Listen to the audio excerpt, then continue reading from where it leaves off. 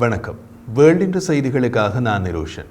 Israel ரஃபாவில் தரைப்போரை தொடங்கினால் ஆயுத விநியோகத்தை நிறுத்துவது குறித்த அமெரிக்க ஜனாதிபதி பைடனின் எச்சரிக்கை இஸ்ரேலிய பிரதமர் பெஞ்சமின் நேதன்யாகு உட்பட பலரால் எதிர்க்கப்படுகிறது. இஸ்ரேலிய பிரதமர் திரு பைடனின் கருத்துக்களை குறிப்பிட்டு நாம் தனியாக நிற்க வேண்டும் என்றால் நாங்கள் தனியாக நிற்போம் என்றார். சுமார் 1 மில்லியன் பாலஸ்தீனியர்கள் நிரம்பிய நகரமான ரஃபாவில் இஸ்ரேல் ஒரு பெரிய நடவடிக்கையை மேற்கொண்டால் கனரக குண்டுகள் மற்றும் பீரங்கி குண்டுகள் உட்பட பல அமெரிக்க ஆயுதங்களை நிறுத்துவதாக திரு ஜோ பைடன் முதன்முறையாக எச்சரித்ததை அடுத்தே அவரது கூற்று அப்படி வந்தது. பல தசாப்தங்களாக அமெரிக்க பாதுகாப்பு அதிகாரிகளோடு நெருக்கமாக பணியாற்றிய முன்னாள் மூத்த இஸ்ரேலிய பாதுகாப்பு அதிகாரி அமோஸ் கிலியாட் கூறிய போது, அமெரிக்கா இஸ்ரேலுக்கு ஒரு பாதுகாப்பு கேடயத்தை வழங்குகிறது. இது இராணுவ ஆதரவு மட்டுமல்ல, இது மூலோபாய மற்றும் அரசியல் அனைத்துடனும் பின்னி பிணைந்துள்ளது. இதில் ஐக்கிய நாடுகள் சபை, சர்வதேச நீதிமன்றம் மற்றும் பலவற்றில் உள்ளன. ஜனாதிபதி பைடனின் நம்ப முடியாத நட்பால் இஸ்ரேல் அமெரிக்காவை இழந்தால் அது மன்னிக்கப்படாது என்றார்.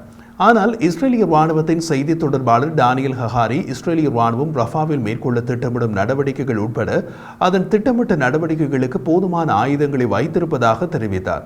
காசாவின் ரஃபா நகரத்தின் மீது பெரிய அளவிலான படையெடுப்பை நடத்த இஸ்ரேலிடம் போதுமான ஆயுதங்கள் இருந்தாலும் அமெரிக்க கட்டுப்பாடுகள் இஸ்ரேலிய ராணுவத்தை குறிப்பிட்ட ரக ஆயுதங்களை பயன்படுத்துவதை குறைக்கும் என்று நிபுணர்கள் தெரிவித்தனர்.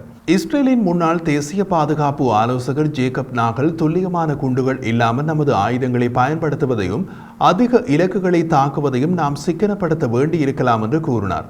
இஸ்ரேலிய பாதுகாப்பு அமைச்சர் ஜோவ் காலன், இஸ்ரேலின் எதிரிகள் மற்றும் நமது சிறந்த நண்பர்களிடம் நான் திருப்பி சொல்கிறேன், இஸ்ரேல் அரசை அடக்க முடியாது. எமக்கு உதவி கிடைத்தாலும் கிடைக்காவிட்டாலும் நம்மை அழிக்க முயற்சிப்பவர்களை அழிக்கும் வரை எம்மால் போராட முடியும் என்றார். கடந்த புதன்கிழமை ஒரு நேர்காணலில் தனது கருத்துக்களில் காசா போரில் அமெரிக்க குண்டுகள் அப்பாவி பொதுமக்களை கொன்றதாக முதன்முறையாக திரு பைடன் ஒப்புக்கொண்டார். திங்கட்கிழமை இரவு ரஃபாவின் கிழக்கு பகுதிக்கு இஸ்ரேலிய ராணுவம் டேங்கல் மற்றும் துருப்புகளை அனுப்பி காசாவுக்கும் எகிப்துக்கும் இடையிலான பிரதான எல்லை கடவையை கைப்பற்றியதிலிருந்து அமெரிக்க கவலைகள் அதிகரித்துள்ளன. இஸ்ரேலிய படைகள் ரஃபா நகரின் கட்டமைக்கப்பட்ட பகுதிகளுக்குள் நுழைவதை நிறுத்திவிட்டன. ஆனால் பிரதமர் நேதன்யாகவும் மற்றவர்களும் அங்குள்ள ஹமாஸ் படைப்பிரிவுகளை அகற்றுவதற்கு அத்தகைய நடவடிக்கை அவசியம் என்று கூறியுள்ளனர். ஐக்கிய நாடுகளின் சபைக்கான இஸ்ரேலிய தூதர் கிலாட் எர்டன் பைடன் நிர்வாகத்தின் முடிவை மிகவும் ஏமாற்றம் அளிப்பதாக விவரித்தார். இங்கே எங்களுக்கு ஒரு கொடூரமான எதிரி இருக்கிறார். இஸ்ரேலின் ஆயுதங்கள் மீது கட்டுப்பாடுகளை விதிக்க இது நேரமா என்று கேள்வி எழுப்பினார். மத்தியவாத இஸ்ரேலிய செய்தித்தாளின் முக்கிய கட்டுரையாளரான நடஃப் இயல், லெபனான் போருக்கு பின்னர் ஒரு அமெரிக்க நிர்வாகத்திற்கும் இஸ்ரேலிய அரசாங்கத்துக்கும் இடையிலான மிக கடுமையான மோதல் இது என்று கூறினார். வாஷிங்டனுக்கான இஸ்ரேலிய தூதர் மைக்கேல் ஹெர்சாக், திரு பைடனின் முடிவு ஹமாஸுக்கும் அந்த பகுதியில் உள்ள நமது எதிரிகளுக்கும் தவறான செய்தியை அனுப்புகிறது என்று கூறினார். ரஃபாவை கையாளாமல் ஹமாஸை தோற்கடிக்கும் முக்தியை எவரும் என்னிடம் அல்லது எங்களிடம் முன்வைக்கவில்லை என்றும் அவர் கூறினார். அதே நேரத்தில் சில ஆய்வாளர்கள் நெருக்கடியின் முக்கியத்துவத்தை குறைத்து மதிப்பிடுகின்றனர். இது அமெரிக்காவுக்கும் இஸ்ரேலுக்கும் இடையிலான கடந்த கால பிளவுகளைப் போல மோசமாக இல்லை என்று வாதிட்டனர்.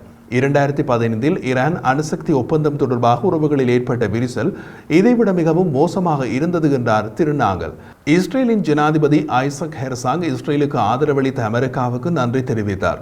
அத்துடன் நண்பர்கள் மற்றும் கூட்டாளிகளிடையே கருத்து வேறுபாடுகள் மற்றும் ஏமாற்றத்தின் தருணங்கள் இருந்தாலும் கூட சர்ச்சைகளை தெளிவுபடுத்த ஒரு கால நேரம் இருக்கிறது என்றார் அவர்.